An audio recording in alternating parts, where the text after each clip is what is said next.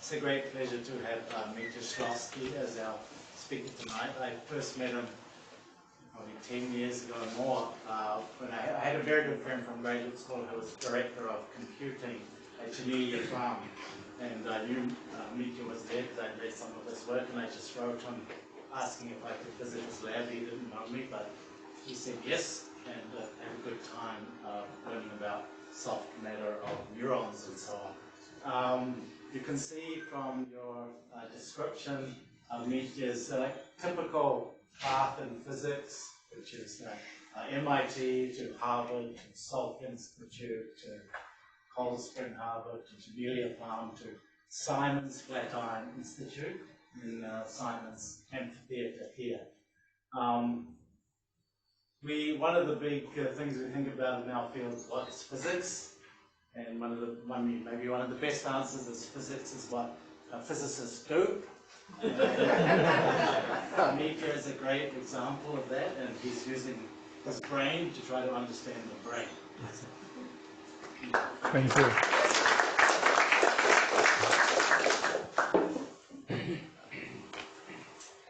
Well, first of all, I want to thank you all for coming, despite the weather.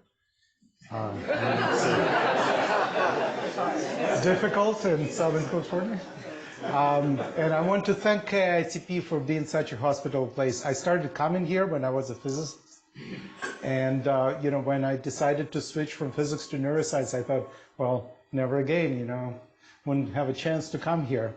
But it turns out that the Institute has nimbly followed the interests of the physics community and has organized multiple neuroscience-related workshops from the physics perspective, and now AI.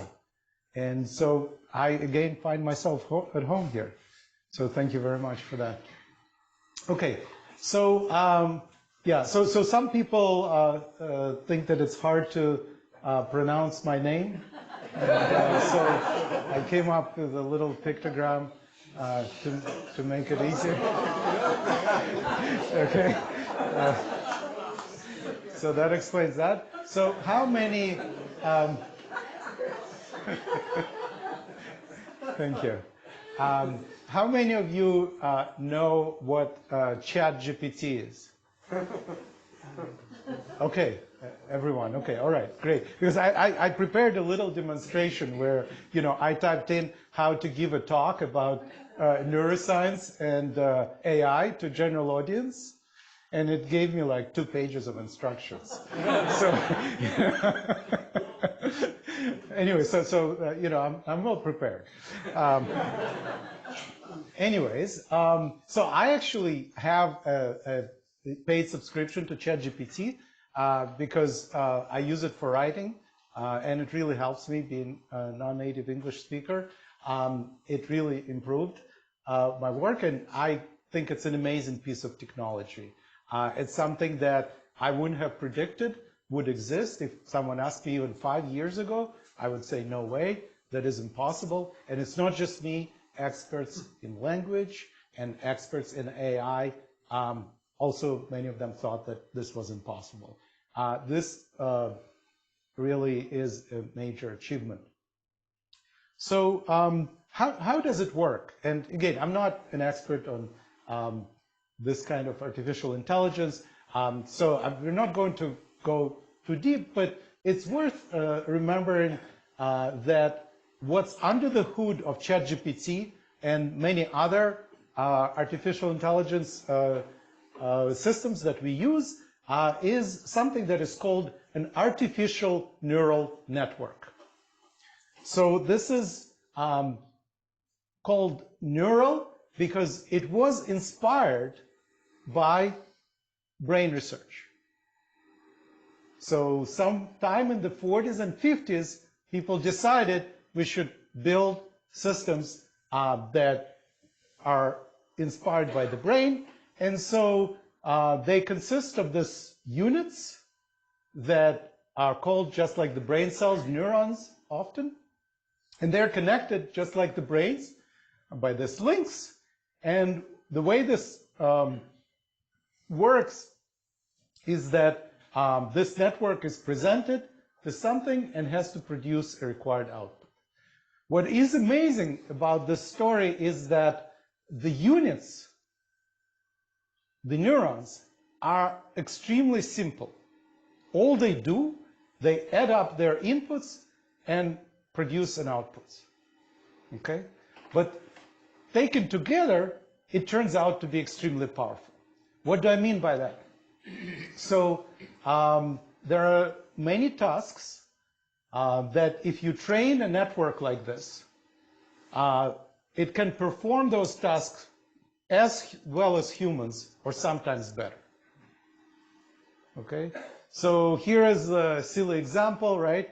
So you get a lot of images from the internet, and some images have dogs, other images have cats. You start showing those images to the network, and in training, you have to tell them what the correct answer is, whether it's a dog or a cat. After presenting 1 million or so such images, the network gets really smart, and even if you give it some complex images, which is hard for humans to tell, it can still correctly classify dogs and cats. Of course, this is just a silly example. Similar network can be trained to recognize faces, right? So you go on Facebook, you leave some pictures there, and then it says, okay, this is such and such, I think. How did it do it?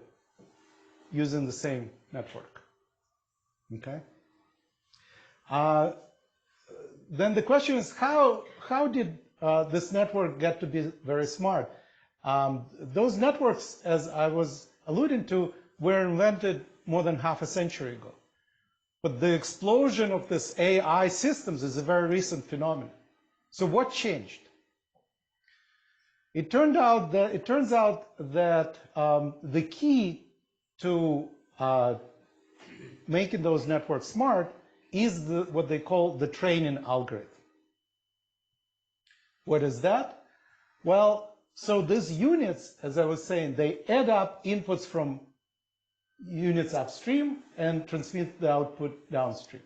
But they don't just add up the units equally, the inputs equally, they multiply each of the inputs by a weight. And then they compute a weighted sum. So you can think of an analogy of, you having to make some decision and then consulting several of your friends. Are you going to go long or short in the stock market, right? And every friend has an opinion. They tell you what you should be doing. So you average out the opinion and you do what they tell you, and then you check what happens with their prediction. Your money goes up or down. And then next time you ask them, you don't just average their opinions, but you weigh them. There are some people that you trust more, and some people you trust less. And the more people give you correct advice, the more trust they gain. That's basically the idea behind this algorithm. So each unit weighs the input from upstream units differently, based on how well they have previously been able to decide whether it's a cat or a dog. So, of course, it's easy to do this with friends, you may remember who said what. In networks like this, now there are hundreds of billions or even trillions weights. So you need a special rule by which you adjust those weights, all those trillion weights, based on whether you made a mistake or not in identifying cats and dogs.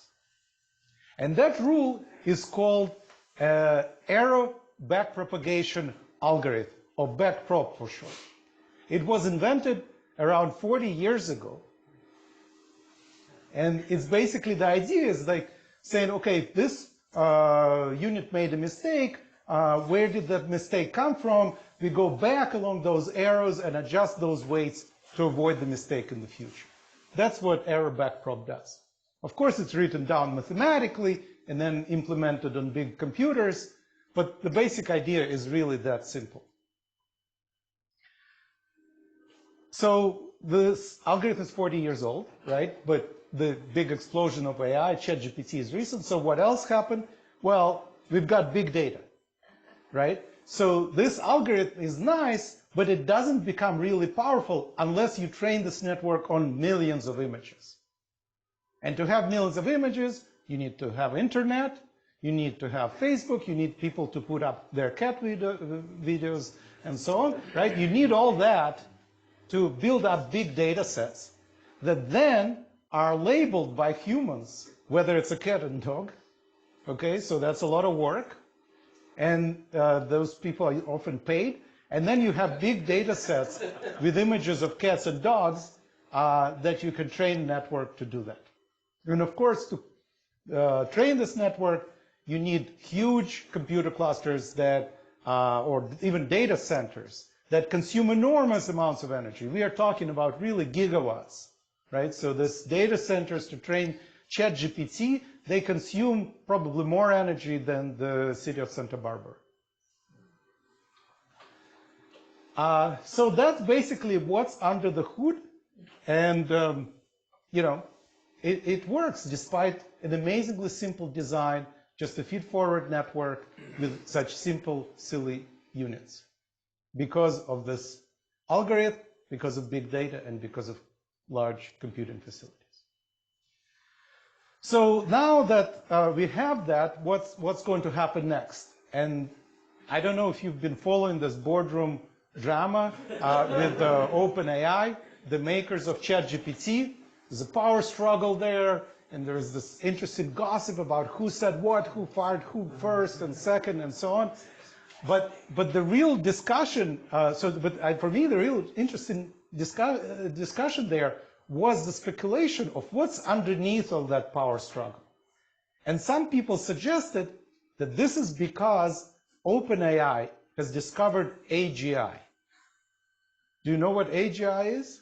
Yeah, artificial general intelligence. Artificial general intelligence. So this is a concept that is not very well defined, I have to admit, but it could be roughly thought as reproducing all the intellectual abilities of a human mind. So some people believe that these kind of neural networks that are used for ChatGPT are actually capable by, scaling them up, more data, more compute, being as smart as a human brain. And that, of course, is a very dangerous proposition, because if you can build a computer system that is as smart as a human, that computer system can build, by definition, something just like that. And if you can build something just a little bit smarter than a human, then it can build an even smarter system. And then there is this runaway process, and you get super intelligence and this incredibly super intelligent systems. And then it's not even clear they need us after all. So the question of whether these systems can lead to AGI or not is not just a philosophical discussion. It's an existential issue. And some people speculated that OpenAI discovered AGI and got scared of it, or whatever happened. You can fill in the blanks. I'm actually skeptical, and I want to tell you why. Okay? So this fantastic technology doesn't come with its own flaws, okay? Without flaws. So you might have heard this news story from like a few months ago. So this is real, and this actually happened more than once now, right? So lawyers discovered that they can prepare briefs using ChatGPT, and that saves them a lot of time. I don't know how billable hours are arranged, but whatever. So they basically prepared a brief that was using ChatGPT, and ChatGPT put in precedents of cases that didn't actually happen. It just made up, hallucinated precedents. And for some reason, the judge didn't really like it. And so the lawyers were penalized. There was a fine and so on, some investigation. And that keeps happening. It will happen again and again. Those networks are really vulnerable to hallucination. They kind of say the right things, but they can make up stuff. So when I write a letter or prepare this talk, I do use ChatGPT to help me with that. But I always make sure to read through whatever it produced very carefully and look out for errors. Because once I was writing a recommendation letter for a person in my group, and I wrote that, you know, this person is fantastic, they worked for me for 2 years, and blah, blah, blah, blah, blah. And then I put it to send it to ChatGPT, and I said, okay, can you polish this letter? And it comes back and said, I have been working for that person for 2 years. Anyhow, so hallucinations are a problem, and it's not at all clear how to deal with those. The second has to do with self-driving cars. Okay, I know that in principle, you know, if you own Tesla or some other car like that, there is an autopilot mode and you can use it, but it does sometimes make very strange mistakes. There is a debate whether humans make mistakes more or less often than those systems, but that's not the issue here. I want to point out that the nature of those mistakes is very different. Okay? These are the mistakes that humans usually would not make. And of course, you guys are all in California. Yeah, you can turn on an autopilot and cruise down 101, but try doing that in New York City. So there is still work to be done, and it's not at all clear whether we can get to reliable driving performance just by scaling up. And worse than that, if there is an accident, and you know that the AI system made a mistake, it's often not clear why it made a mistake and what actually went wrong. Because those networks, even though they look very simple, because they have trillions of weights, billions of units, are kind of a black box. And you cannot really inspect them and say, ah, the mistake was made because of this and because of that. So people would say this algorithm is uninterpretable. And because of that, it's not really provably reliable. You cannot guarantee performance under any, or you know, or especially forget all circumstances. So that's a big problem with this technology.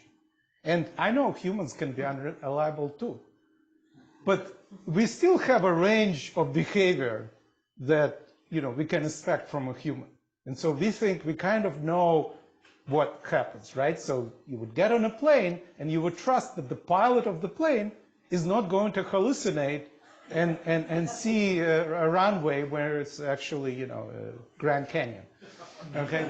So there is a gap there.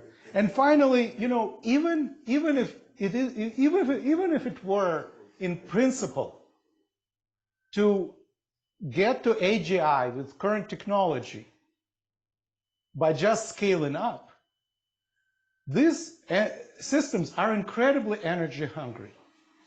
And this graph shows how energy consumption scales. And there used to be something called Moore's law, okay? It's a doubling of semiconductor chips in capacity and power every 18 months.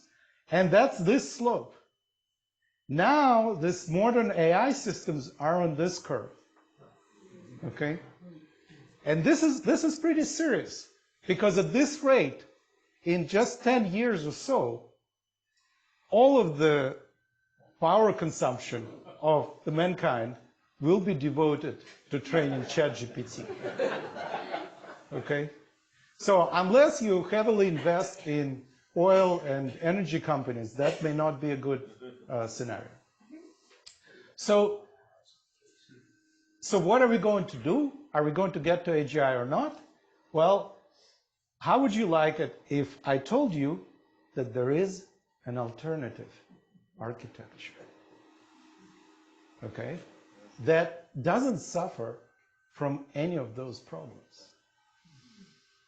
and you are the proud owners of that.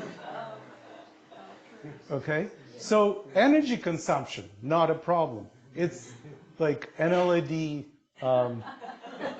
light bulb, okay? Doesn't make stupid errors with driving. Of course, you know, you may not pay attention and get into an accident. Well, then, you know, there are ways around it. And then, you know, it's possible for people to make up facts, but usually they can admit that in the end, and they can fix their mistakes, or at least be asked to. I'm sorry? Unless you're George Santos. Unless you're George Santos, yes. So there are exceptions for everything. Okay, so, you know, but at this point you may be wondering, wait. But you just told me that this artificial intelligence system, the reason they were called neural networks is because they were inspired by the brain. So didn't we already like use everything we know about the brain? Well, that's the whole point. That these networks were built on the understanding of the brain that is a century old now.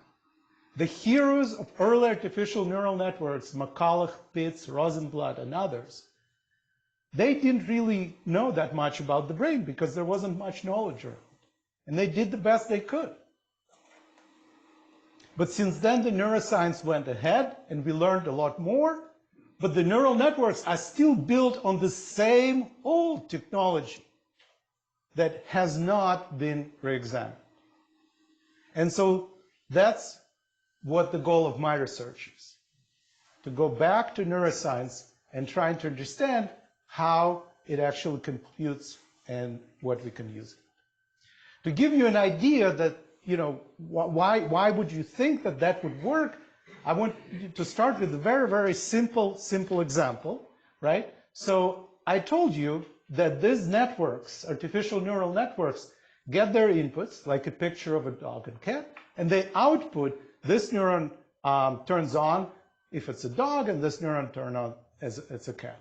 And the information propagates in one direction, just downstream, right? That's how it works. Well, that kind of looks similar to how the human brain works, right? So, you know, you pick up a cup with some liquid in it. I don't know. It was dark in the courtyard, but you know, maybe it's drinkable. Yeah, maybe there's alcohol. I don't know. You kind of examine it visually, then you make a decision, and then you decide to drink it. So what the brain has to do is seems like this feed-forward process from the sensory input, from the vision to the muscles to generate motor behavior. Just like this network would, right? It made a decision, cat or dog, right? So that seems correct. And in fact, the majority of neuroscientists used to think, and many still think, that that's the right way to think about the brain. But that is actually far from a complete picture, and here's why. So we are used to thinking about vision as a passive sense, right? What's so active about vision? You like sit in a chair and you look in front, and you know there is a static picture. Maybe I move a little bit, but that's it. You just see the world, right? But that's not how vision really works. And here is some evidence. So what scientists have done here, they tracked very precisely where your eyes are looking as they presented the statue of Nefertiti, I think, here, right? And it turns out that your eyes are very busy. That's their trajectory. That's the path that your eyes are tracking when you look at this picture. And you don't even notice it because you're just looking at the picture. But your eyes are extremely busy. They make these big jumps, right? And then between those jumps, yeah, there are these intervals where the eyes are kind of steady. And you know, you can fixate on something. And you think the eyes are steady here during fixation. But actually, if you were to resolve this, there are these small movements. By the way, all those movements are called saccades, but it's not important for this talk, right? There are small saccades, and they're constantly jittering like this. So what's going on here? Your brain cannot keep the eyes still? This is like, why? Maybe it's just some kind of artifact. So what scientists did, and it's a rather old experiment, they managed to stabilize the image on your retina. So this is kind of a scary apparatus to talk about, right? Because this is the eye of the subject, and there is fortunately a contact lens, and then there is this rod that is in contact with the contact lens. Anyway, the point of this device is to move the picture just by the right amount so that when your eye moves, the image on the retina stays fixed. Doesn't change with time.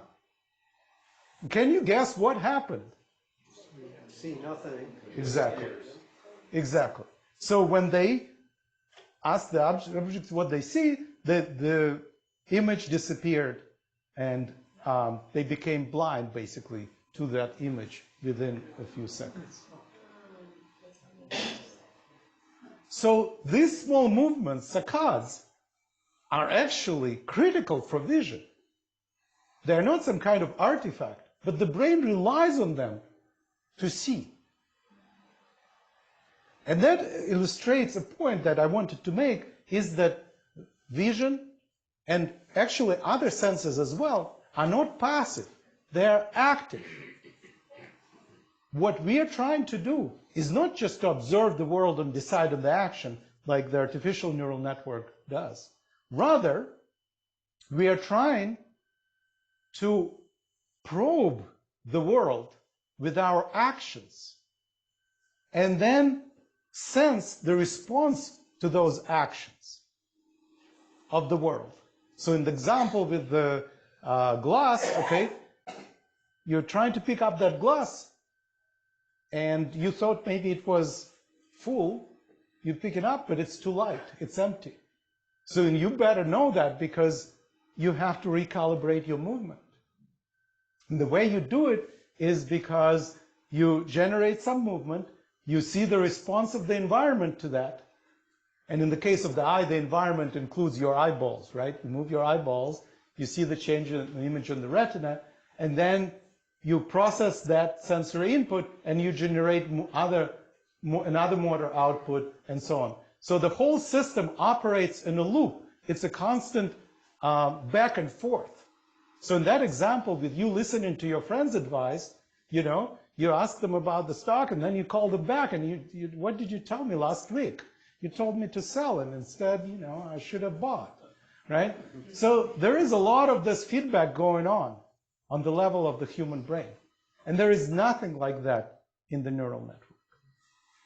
So that's the first glimpse of, you know, how the brain actually is different from the networks.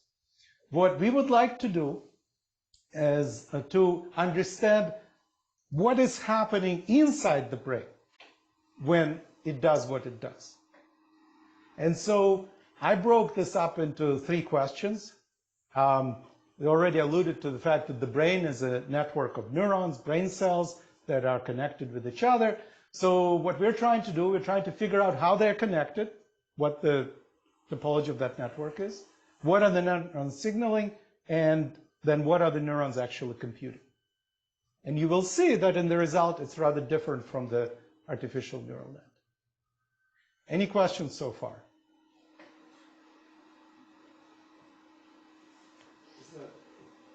The eye movement, does that have anything to do with just the fact that it's maybe the cones in your eye, do they get depleted? Is it calcium ions or something that need to be constantly replenished? And does it need to just scan? And also there's a higher concentration of the cones near the focal point, right? Right. So everything you said is correct. Oh, so the question is, couldn't it be that you need to move the eyes, because if one photoreceptor, say a cone, is always exposed to bright light, it runs out of the pigment and then it stops working, right? That's the question. And this is indeed takes place, but you go blind way before that. Okay? And then the other question was, well, you know, different parts of the eyes have different resolution. So the central part called the fovea has the highest resolution, but it's only less than 2 degrees in visual angle. And so you have to scan the world with that high resolution to see the whole high resolution image. That's also true. And it explains this big saccades, but doesn't explain the small ones. Okay, so those are excellent questions. Thank you. Okay, it sounds like the neural network is a complicated system, meaning it does the same thing like Einstein said every time, but the brain is a complex system where it changes the elements and the coupling depending on what happens, and that's how it's able to adapt more than the hard program system. Absolutely. There is a lot more gating in the brain. But actually, that's an interesting point because the architectures that ChatGPT uses, which are called transformers, they use more gating than the simple network I showed. But still, the brain has even more and stronger gating. That's absolutely true. It's more data, it's better use of it. Yes, yes. That's correct. Gating. What is the word you're using? Gating. Just like, you know, if you pay attention to something, that means that you favor one input over another. So your brain has an easier time gating things. The simple network I showed doesn't do it, but the transformers that underlie ChatGPT, they actually can do some version of gating. Okay? Any other questions? Okay, so here are the 3 questions that I'm going to go over, and that's more connected with our research. So basically, we want to figure out how neurons are connected. What is that network that really is in the brain? You know, we want to figure out all those connections, but also the weights of those connections. And the way we do is is done in a subfield now, a merged subfield, a new subfield of neuroscience called the Connectomics, and I'm one of the pioneers of that. Basically, it can only be done on a dead tissue, so you know we do it with like fruit flies or really small insects. You basically pickle them, so to say, and turn them into a piece of plastic, and then you can cut them with a very thin knife, sort of like the slices of prosciutto in the courtyard, except 1,000 times thinner. And then you put each slice under a microscope, except this is not not an optical microscope, it's an electron microscope because they have high resolution. And then you can see outlines of different neurons. And then we get those images and we segment them sort of like a coloring in a book for the kids with these fake colors, right? And then aligning the pieces of individual neurons like they were in the uncut block, we reconstruct the shapes of the neurons. We find where they touch. These are called synapses. These are those connections with weights. And then if we can trace from the synapses to the neurons, then we know which neurons communicate with which. And then we draw the diagram like this, okay? It looks very, very simple and basic in this animation, I know, but it's actually a very hard problem because you have millions of such images. And so tracing them by hand is very, very difficult. So what I did at Janelia Farm that Mark mentioned is we got artificial intelligence to help us to do that, okay? So we had humans segment process the images, and then we use those as training material instead of cats and dogs to get the network to segment it for us. There are questions. Can you explain what the segmentation is doing? So basically most of those wires, they're like spaghetti. So imagine like you had a bowl of spaghetti. You froze it, and then you cut it with a knife into slices. So each slice, instead of a whole spaghetti, has like a disc that was a cross-section of a spaghetti. And then you photograph those discs. But then you have to, in each slice, we're coloring in different discs with different colors. Which is saying what it's connected to in the previous. That's right. That's right. And then we track who corresponds to whom between slices. Okay? And so then you get the shape, and then you get the graph, the network. Okay? And so here is an example. So this is the first connectome ever reconstructed. This was actually done absolutely manually. It was started by a group in Cambridge, UK, in the 70s and 80s, but they didn't finish it. So the way I got into this business, we completed this wiring diagram. So actually, most of the contribution is due to that group in the UK. And this is from this little worm. Okay, it's less than 1 millimeter long, and it has about 300 neurons. And the amazing fact is that each worm has exactly the same number of neurons, and they're connected in almost the same way with each other. So by reconstructing the network in one worm, we basically knew the brain in every worm. And because the neurons are the same, they were given names. And so the C. elegans neuroscientists, they know those neurons by names. They look in the microscope and this, you know, yeah, that looks like, yeah, PVDR, I think, yes. Okay. So, okay, so this has been a very important contribution. The field of C. elegans benefit from it enormously. But for our story, I think the most important takeaway here is that, interestingly, when you analyze that network, it's very loopy, right? So if you count how many neurons belong to cycles like this, you know, maybe length 2, length 3, length 4, like here, the fraction of those neurons is huge, about 80%, right? So the remaining 20% are neurons like this, which are not part of any loop. So that's interesting. So it's not just that there is a sensory motor loop between the C. elegans sensors and motor organs, right? But there are also a lot of loops in the network, in the brain.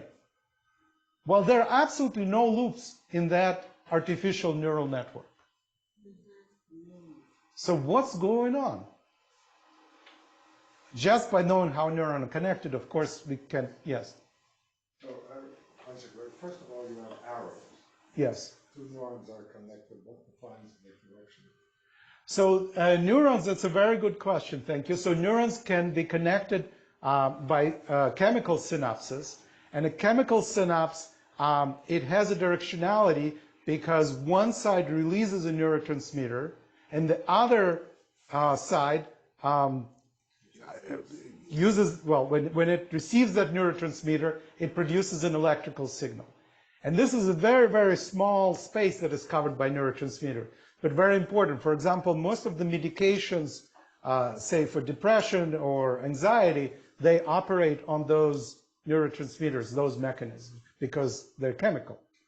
So, but the direction is determined by chemistry. There is another kind of synapse that is electrical that is not directional, but I'm not talking about those. So you're only talking about the chemical. That's right. The calcium. Yes. And is that the complete set of connections, or other chemicals that can be released as well? Yeah, so that's a very good question again. So I'm getting in the weeds. So these are connections that are formed by synapses, which means that the chemical has to travel a very short distance. And so because of diffusion, that potentially will take a very long time if it goes further. So these are fast communication network. And these are all the fast communications that the worm has. There is another layer of slow communications where the chemicals simply diffuse through the brain over long distances. And these are the ones that we cannot see with electron microscopy. And so they have to map them out using different methods. Are there glia and C. elegans as well? There is glia, yes. Yeah, so that's a sort of a dark matter of the brain. We don't really know what it does. Since you have, it looks like you have the complete method, you still don't know how it works. Exactly. So what's missing? Exactly. So what's missing is a conceptual understanding of what the nodes and the synapses are actually doing. Because even though in general we kind of know, there are so many parameters that need to be precisely measured for a simulation that it's not really possible. And so people just, they just tune the parameters and then they overfit and then there is no, you don't get a predictive. ChatGPT? Yeah, well, hang on. Any other questions? The neurotransmitters, they just adjust the gain, or is it always an electrical signal, or did you say the neurotransmitters can also? So neurotransmitter gets excreted when the electrical signal comes from one side. Okay, so this is, can you see this? So that's a synapse. This is neuron 1, call it A, and this is neuron B. And the electrical signal arrives along this wire, and that makes a vesicle with the neurotransmitter to fuse with the membrane. The neurotransmitter spills out, and then there are receptors for those neurotransmitters here. And once those receptors bind the neurotransmitter, they open ion channels, which are basically a hole in this membrane that lets ions in, and that makes an electrical signal that travels down this way. So when you do the slices, the frozen slices, can you physically see which direction? In most cases we can, because we see the vesicles here but not here. You have this fabulous diagram of C. elegans. This is a relatively small number of nodes. Can you predict the response of C. elegans to relatively arbitrary stimuli? No, that I think is the, if we could do that, then David would say, okay, you can model it. But not really. Not really. There are some ways to kind of do that, but not in a way a physicist would find satisfactory. Okay. Yes. So I remember earlier in the talk you mentioned something about like trying to figure out the topology of the neural network. Yes. So I'm guessing what you mean by that, just after like one more ahead, is like it's just the connections between the neurons, right? Those are invariant under. These are connections between neurons. It's like, you have phone numbers for your friends whom you're going to ask for that stock advice. Okay. This is the wires where they can get stock advice. So it's because like these are invariant under continuous transformations that we call it like a topology. Yeah. So maybe we should discuss it after the talk. But this is just who connects to whom, but doesn't tell you where. Right? So there are many ways to pack those neurons. I think that's what you're asking, right? Yeah. The other thing that may be missing is the inputs from the external world. Where do they first touch anything and get into the first? Yeah, so that's a really good question. And in this case, we know, I just didn't indicate it. So the way this diagram is organized is the inputs are received by all the neurons that are red, if you can see here. And they're typically on top. And then the outputs, the connections to the muscles, are green. And the blue one are neurons that neither have connections to the muscles nor sensors. So the information mostly flows downstream, but because there are so many loops, you can't always say what's up and what's down. How much duplication is there through these networks? Duplication meaning? The messages coming in. So it's a good question. In C. elegans, there's very little redundancy. Yeah, but in our brains, it's not. There's much more redundancy. That's true. Okay. All right. Okay. So there are a lot of loops, but what are those loops doing?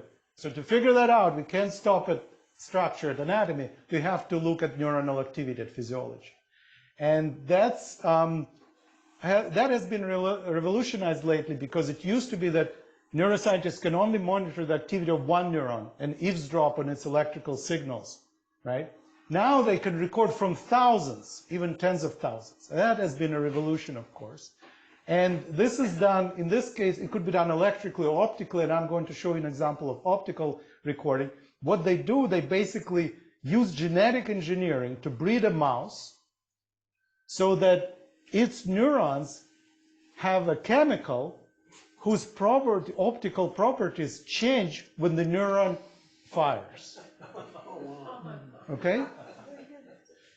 And so then you make a little window in the skull, and you put that animal under the microscope, and you start showing movies to that animal. Okay? And then you watch those neurons fire, and you can see they light up. Each of those blobs is an individual neuron, and when it fires, you see it light up, just like lights on a Christmas tree.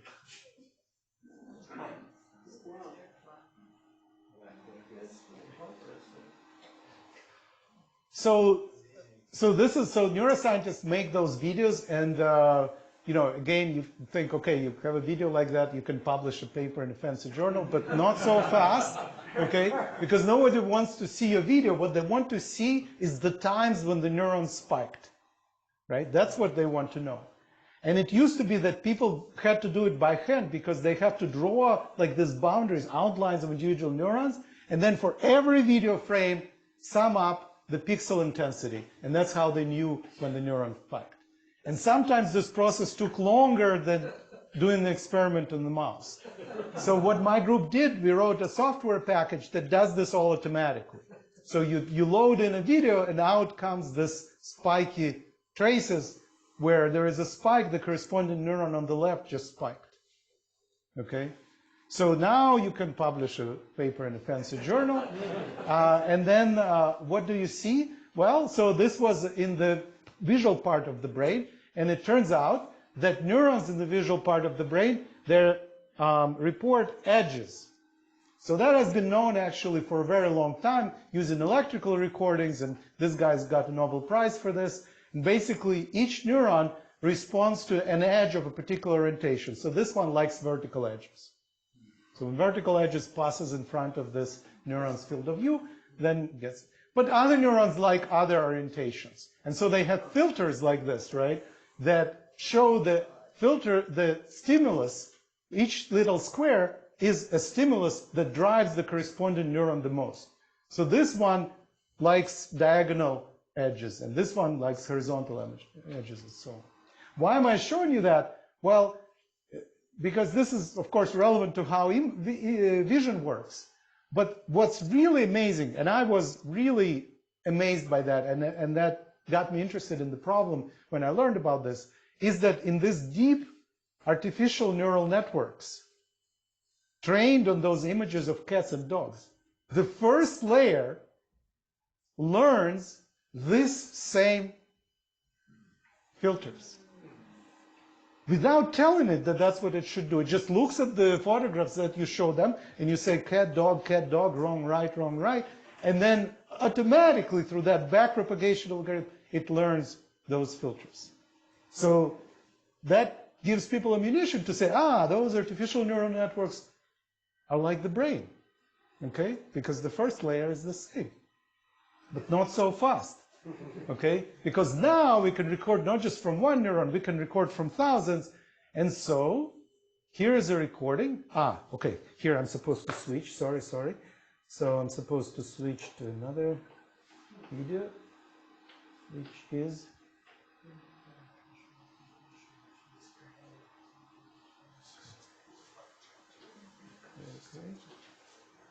Okay. So this is what a modern recording looks like. So the one I showed you was from like 10 years ago. This is from 3 years ago. So each of the blobs are individual neurons. Now we're zooming out, and these are layers at different depth in the brain of the same region. And you see those neurons spiking away. These are neurons in the visual cortex. So they're reporting edges going left, right at different orientations, except this mouse is in the dark. It's not shown anything. But the neurons, the visual neurons, are firing like crazy. That wouldn't happen in the artificial neural network. If you don't show it an image of a cat or a dog, there will be no activity in the network whatsoever. So what's going on here? Imagining? I'm sorry? Is it imagining things? Okay, all right. That is one of the hypotheses. Any other suggestions? Unconscious mind?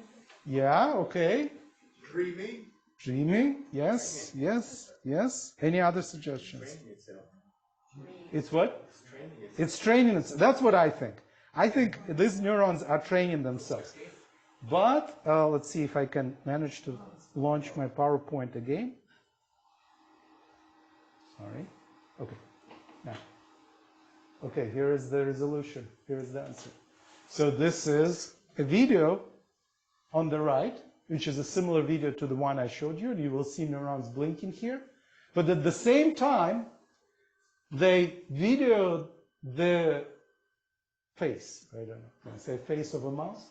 A face of a mouse, because in the dark, this video was shot in the infrared, but this is what's happening, okay? Okay, so this mouse, okay, any mouse, has very active facial expressions, and it's actually like, has some movements and whisker movements and mouth movements, and then it starts running. Has nothing to do with vision. But these are the signals, if you look carefully, that correlate with the activity that you're seeing here. Let's do this again. Okay, so now maybe, let's see. Maybe the mouse is missing. Right? So if you can see the correlation, so they did it, they analyzed it mathematically, you can see the correlation. But it is, yeah, sorry, it's hard to see, but maybe you can trust me that this neuron's activity is correlated with the behavior very strongly.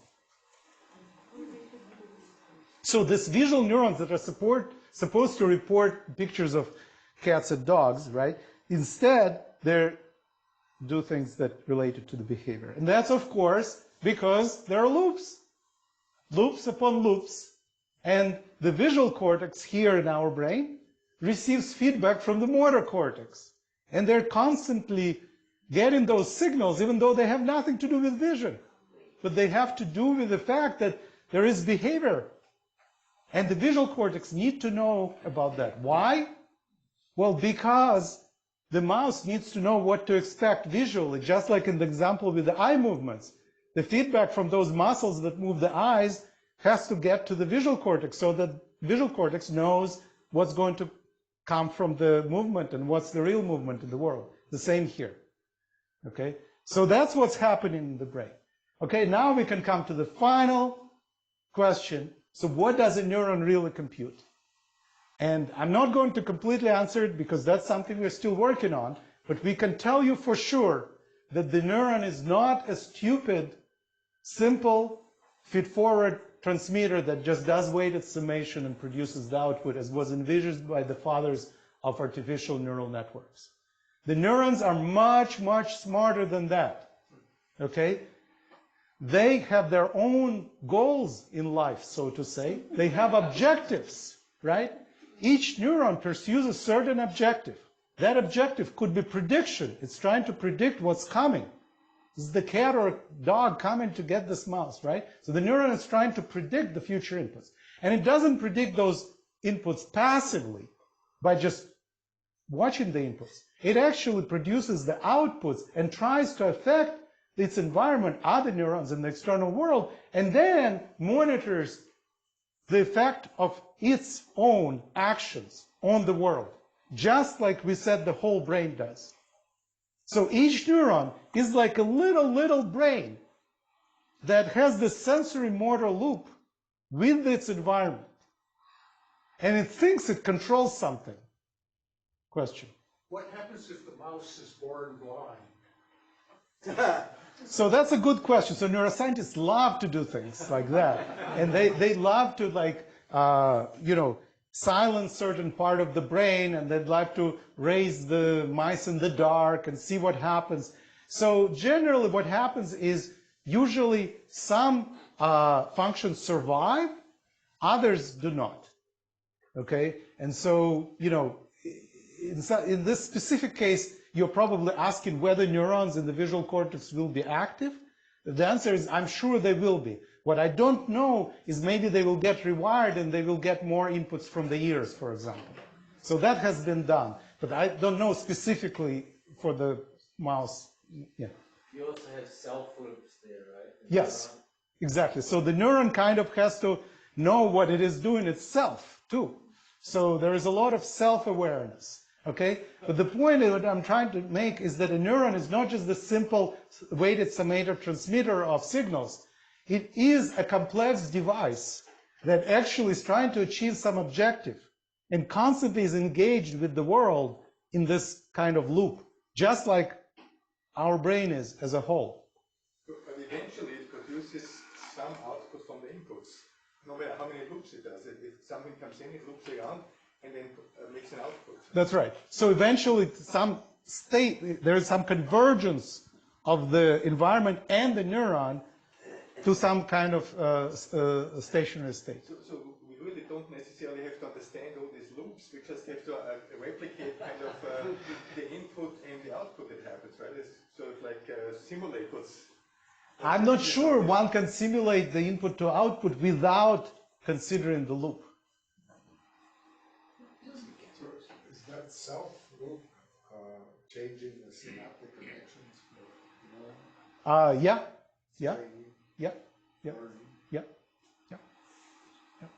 So if a neuron has, say, 3 output synapses, does it decide which one, or does it send a signal on all of them? Okay, so that's a very good question. So in vertebrates like us, the rule is that the one output signal is sent along all the channels. And in us, there could be tens of thousands of output partners, downstream partners. They all hear the same thing.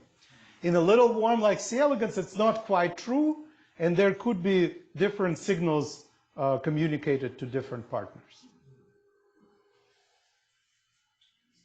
So this diagram, is that just one way the two synapses can communicate?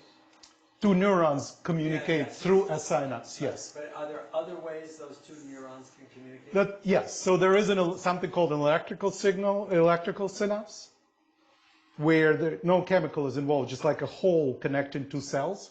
So if one gets negative, the other is also pushed down, right? And then there are other chemicals that diffuse around. So what I was thinking, it may not be a clear question, you talk about the neuron going through a circular process. Ultimately it outputs, but there's more than one way it can output. Yes.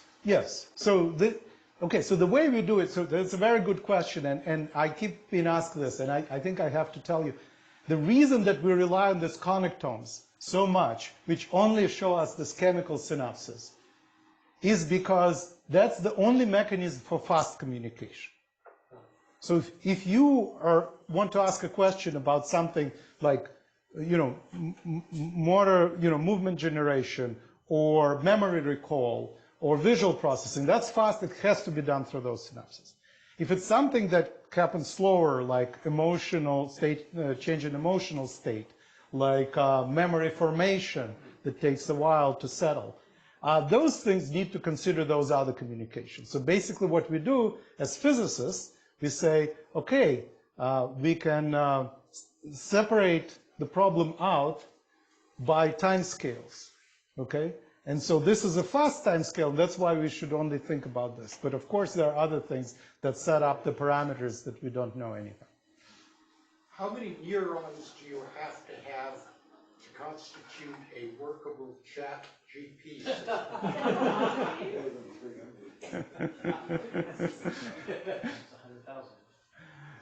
I don't know. I know that the number. I don't know. It's actually a very good question. I don't know, because I was going to say, well, the human brain is enough, but it's not enough, because of course ChatGPT exceeds human abilities on many tasks, right? Like I feel inferior. Well, but there are some tasks on which you are superior, so don't despair. Okay, you sorry. mentioned emotions and memory being slower electrical signals. I recall a lecture we had here years ago where the lecturer was actually showing the brain glowing according to the emotions according to some of the inputs, as well as the memory, what they were thinking, and different parts of the brain would glow. I think it was electrical sensors that were doing it. Yeah, so that could be done. That could be done with EEG, electroencephalogram, or functional MRI. Visual graphs Yes, of the brain yes. and the different Yeah. sections that were Yeah, glowing. so that is asking maybe similar question, but on a much coarser resolution. So I think there was a question. Did you want to ask? Yeah. So over here, like the neuron is self-interacting. Yeah. Like, how does it do that? So usually, so what this is when the neuron spikes, the spike is generated here at the very beginning of an output called an axon. But the synapses are on the other side on these processes that come out of the neuron called dendrites. So the synapses need to know that the spike has been emitted because that's the signal that allows them to change the weights. So the spike gets to back propagate through the neuron. It sounds like the error back propagation algorithm, but the difference is it never crosses the synapse. It stays within the unit. Okay, so that exists, but it's impossible to have that mechanism travel further than the synapse. Okay, so. Yeah. So the loops, they kind of feel a little bit like the integrating gain and the Yes, controller.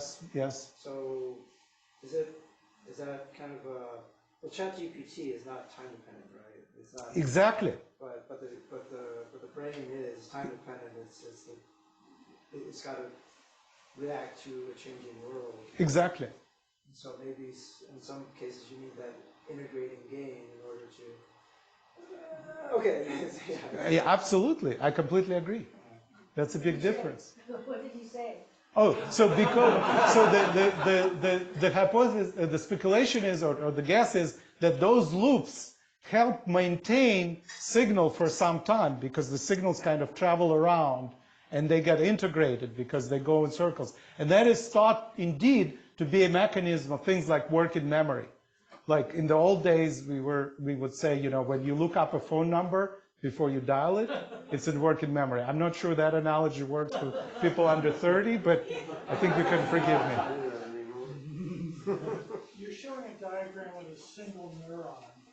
Is there any evidence or suggestion that multiple neurons group together and behave as a group? Yes. So just like the whole brain is in the sensory motor loop with the world, each neuron is in the loop with the rest of the neurons in the world. And groups of neurons are also in loops like this, and they group together. In fact, I'm almost done, so that let me finish, and then we can go on with questions, okay? Yes. Because I think Mark is getting nervous. So what I'm building up to is to say that unlike the artificial neural network, okay, the brain is made out of much smarter units that are not simply feed-forward and instantaneous retransmitters of weighted sums of advice, but they do something much more complicated. Each neuron has its own objective of what it wants to achieve with the rest of the world. So they're kind of like in that friend analogy, okay? They're not just giving you advice about stocks. They want to manipulate you a little bit, right? And you want to manipulate them, and everyone wants to manipulate everyone else. So that's what neurons doing with all the other neurons. And so the big question is that if each neuron is a free agent that has its own objective, how is it possible that they can all come together and produce some coherent action like behavior? That we don't know. That's $1 million question. But there is an analogy, right? We know systems that behave like that. Right? So market economy is made out of independent agents, each pursuing its own objectives, but somehow they come together and result in some coherent action like increasing GDP or whatever, okay? Or not, right? So sometimes this system malfunctions and sometimes this system malfunctions. So we hope that this will give us entryway to understand brain disorders as well, and I just couldn't resist, right? Okay, so depressions happen in both systems, okay? And I want to thank you very much for attention, and of course, to ICT.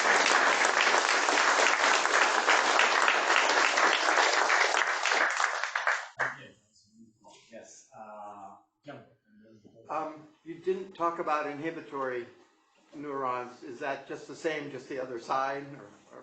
Yeah, so some of those neurons in C. elegans, for example, they are inhibitory, some are excitatory, and you think, like, if you wonder what that is, it's just like one has a positive influence on its neighbors, the other one has a negative influence, okay? Like, roughly speaking. So, you know, that becomes important once you ask about the functions of the loop. So if you want the loop to, you know, perpetuate activity, persistent activity, you want it all to be positive, excitatory, and you want the loop to shut down itself, then you want the feedback to be inhibitory, minus, and we see both.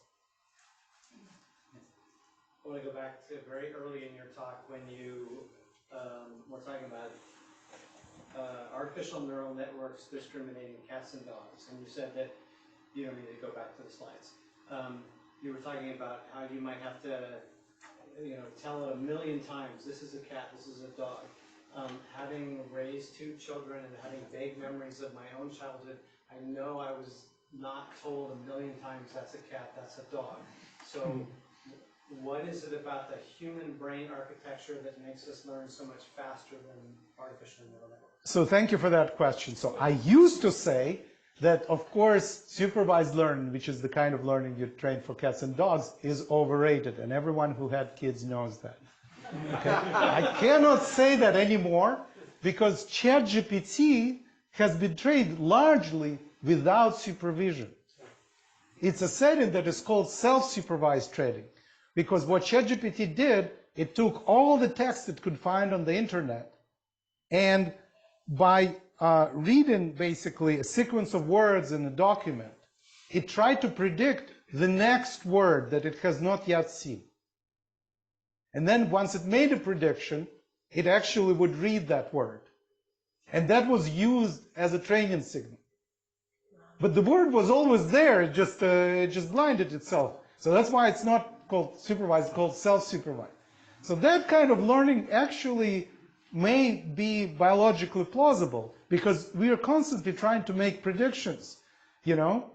Like my kids, you know, if I'm not going to do what I was asked, you know, what are my parents going, how they're going to react, right? You know, and then look at what actually is going to happen. So that kind of learning takes place in humans all the time. Okay, but yes, the sort of the naive supervised training that was popular until maybe like 10, 15 years ago was the mainstay. That is not biologically plausible. But what about your new model of the neuron? Does that have an impact on the learning speeds? It is definitely not the supervised one, but it can be thought of as a self-supervised. And we don't yet know the computational capability because, to be honest, we are basically truly at the level of a single neuron yet. So we haven't built the networks. Yeah, I want to come back early on. You said one of the barriers to improving artificial intelligence is energy consumption. Surely people have tried to incorporate in the cost function energy. I mean, that's what we do when we evolve, right? Energy Absolutely. consumption is an important constraint. Couldn't you train these networks to be cost efficient at the same time? Okay, so yeah, so the question is, why didn't people try to make the artificial neural networks energy efficient?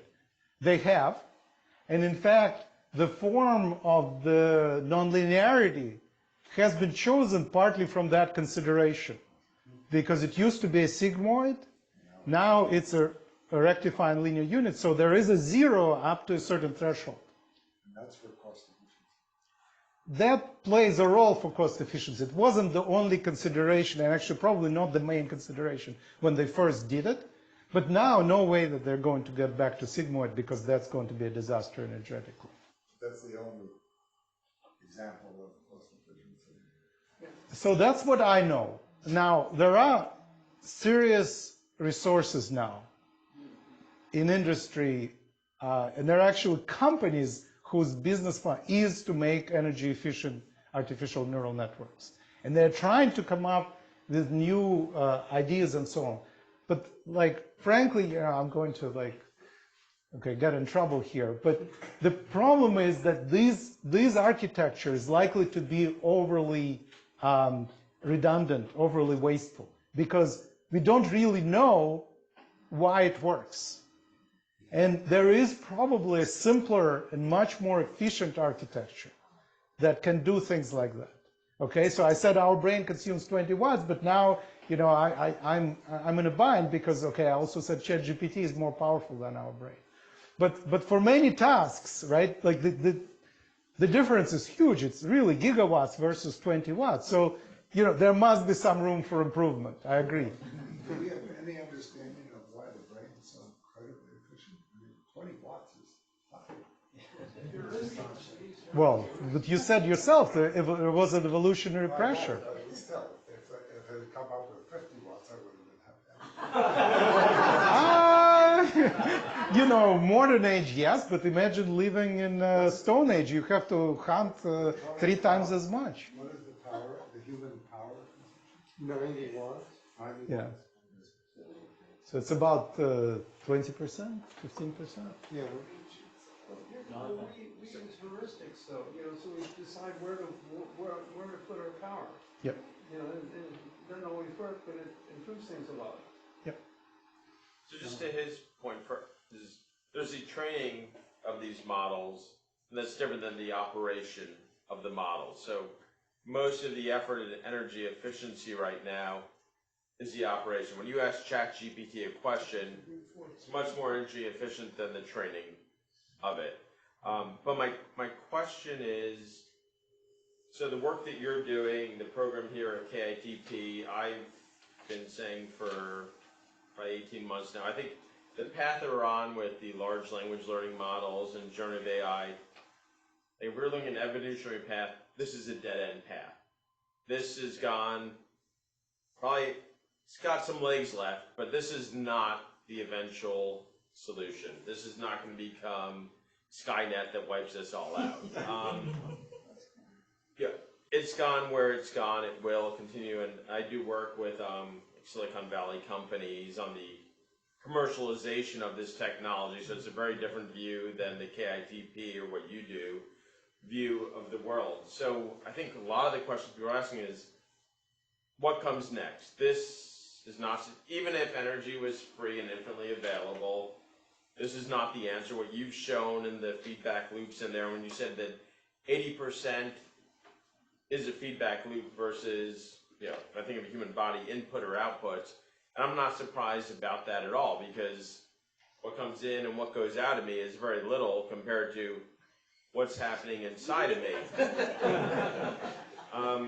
So I assume that what you're thinking about as a scientist versus an engineer is, what is the replacement for what is the current main commercial model out there of artificial intelligence?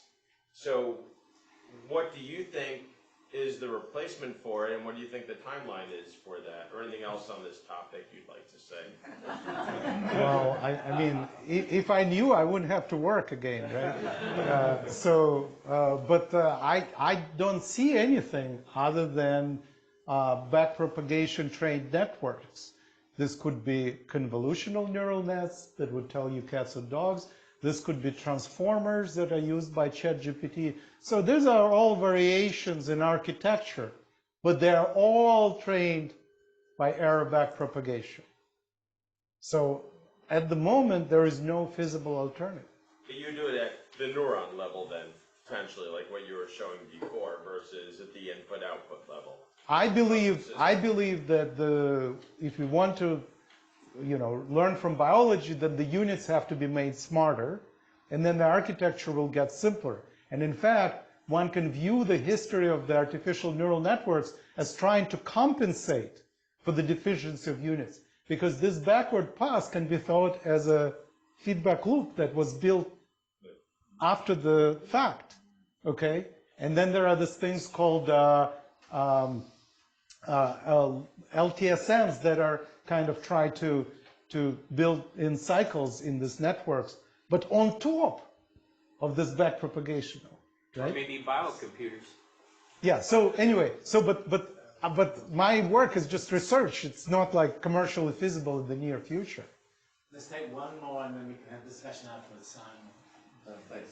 So if they're like small brains, some are smart and some are dumb, the neurons, I mean.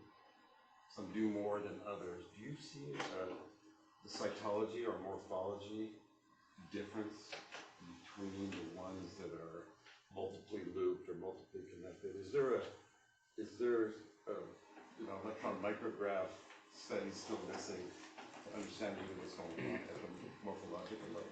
Yeah, so that's a good question. So the neurons come in various shapes and sizes, right? So it's like, they're, as varied as cats and dogs, or like different kinds of plants. You can think of neurons as having different shape.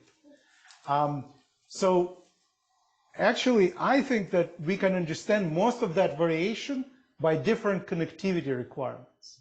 And I actually spent a few years in my research career to trying to relate the requirements on connectivity to the morphology. And we can explain maybe 90–95% of morphology just by different requirements on connectivity. But that's kind of boring, right? Because what you want to know is like, what's going under the hood, what's inside, what's the little algorithm that the neuron is running. And I'm not sure morphology can help you much with that, because that happens on the level of ion channels, different proteins, different conductances. That's obviously quantum entanglement right there. And on that note, thank you.